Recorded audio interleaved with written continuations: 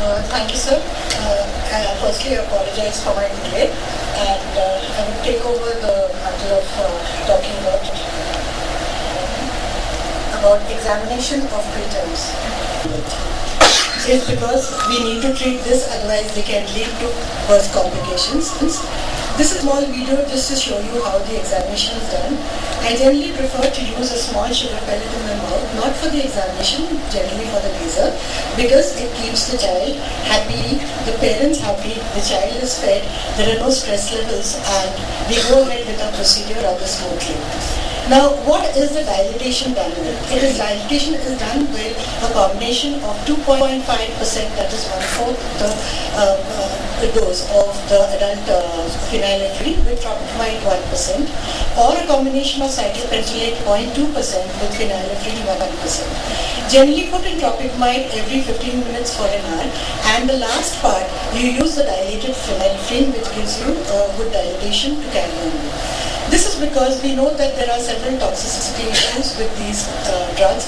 That is the cardiac issues with the hypertension, the cardiac arrhythmias following phenylephrine, and also cyclopentolate is known to give rise to ileus and gastric dilatations. So to prevent that, when we give it in the diluted form, we see that these prevent any of these complications from occurring. In fact, we have known patients where sometimes with a full dose, the babies even are known to die. How do you do a quick examination? Generally, the use of an indirect ophthalmoscope with a 20D or a 28 diopter lens. You do the dilatation, examine the posterior pole, and by rotation of the head right, left, and turn yourself sideways, both ways, you can have a quick glance at whatever is happening. But as the baby proceeds and goes towards 6 weeks, 8 weeks, and you want to see more of the periphery, you can use a speculum and depressor. Now, these are various specula which are in the market. These are various specula which are in the market. The most commonly used is the Alphonsus speculum, though I would say that even the locally made ones which you see lower work as well. So you really don't have to go in for very fancy specula or buy it. You can work with these specula as well. And there are newer instruments which come, which are the Moria's speculum and depressors. This is a Morizano's depressor, which helps depression at a particular part. It is bent like this, so it helps depression. And these come in sterile bags, the Moria's depressor, both of these, so you can use a bag for each child. It's better if you have autoclaved instruments, but suppose you don't have that many specula and you want to examine 2 babies, you can always wash these specula and depressors and use them for the next case. Now, these are the other instruments which could be used for examination. That is, these handheld cameras are there. Then there are various types in the market. The RedCam, which Dr. Anand is going to talk to you about, and the video indirect, which if you're sitting in your consulting room, you can show the parents what the image is like. And Dr. Mahesh has devised a new technique where he does a video indirect, and then taking the camera close to the video indirect at a particular focal distance, he's got these beautiful images of the retina. Now, so suppose you don't have any of this recourse to the indirect, you can do it with the direct, but you will just be able to know whether the patient is in a very severe form or it is a mild form, and then you can do the necessary referral, because if you see dilatation, tortuosity of the posterior pole, you know this child has to be seen very keenly.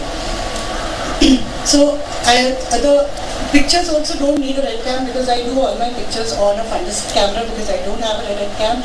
And here again, I put a sugar pellet in the mouth. The baby is held along by the doctor, and I am sitting on one end, and the resident is either holding the child. There's a sister there. And once you put a sugar pellet, a speculum, you can get reproducible good pictures. Most of my pictures are taken on the fundus camera itself. This is the RedCam, which Dr. Anand is going to talk to you about. And this is again part of the examination where you mummify the child and you use sugar pellets if you require, and this lens, and you can effectively do a very good examination and laser. Now coming to the eye drop classification, it has divided into three parts, that is the position, extent and the presence of plus disease. Now position is the zone involved, whether it is the posterior foveal or periphery, which as I said you can very well see with your direct ophthalmoscope, but for the periphery you do require the indirect. The extent is the number of clock hours or the location of the disease, and the plus disease is the posterior pole, and you also have a look at the iris if there are new vessels.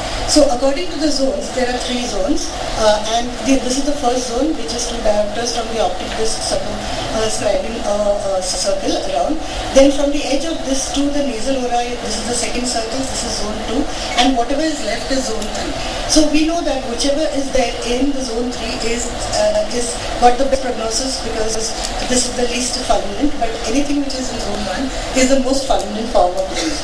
And also the number of clock hours of avascularity can be shown in this form. Okay.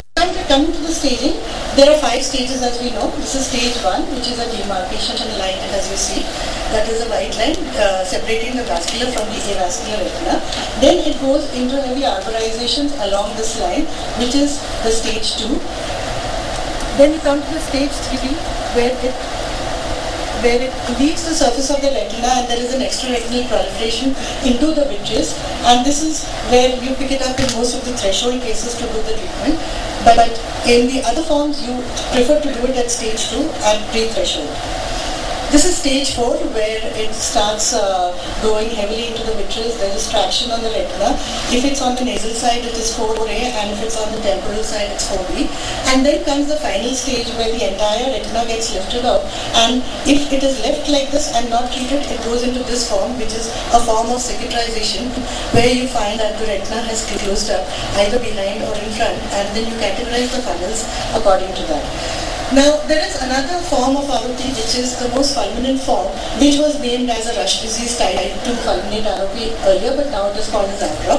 This affects very low birth weight gestation children.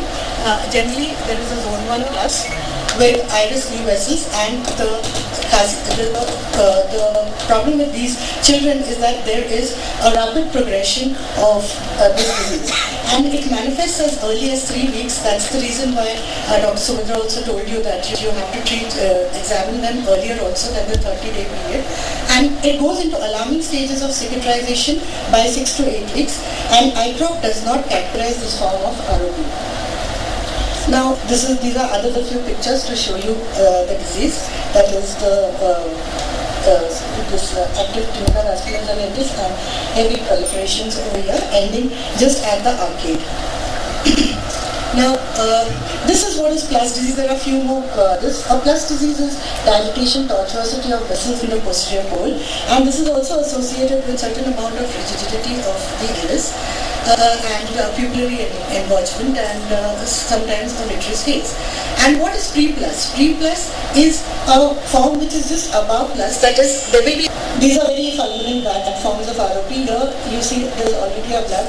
This is a child who was barely 3 weeks old and had a manifestation like this. And these are the kind of cases where you have to take them up immediately and do a very aggressive confluent laser. Otherwise, these will progress to stage 5 in no time. So what is threshold disease? It's stage 3 in zone 1 or 2, where 5 continuous or 5 contiguous clock hours are affected. And the pre-threshold is zone 1, early stage, zone 2, stage 2 with plus disease, and zone 2, stage 3, less than threshold. And again here, you have the type 1 and type 2, depending on the favorable or unfavorable form of prognosis.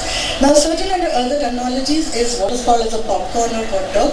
A popcorn is a regress neovascularization, which is anterior to the ILM, you see this over here, and a hot dog is where there is a hot active ridge in zone 1 or 2 which regresses with cicatrix formation.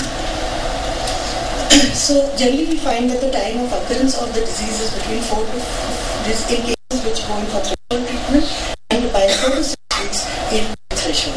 Thank you very much.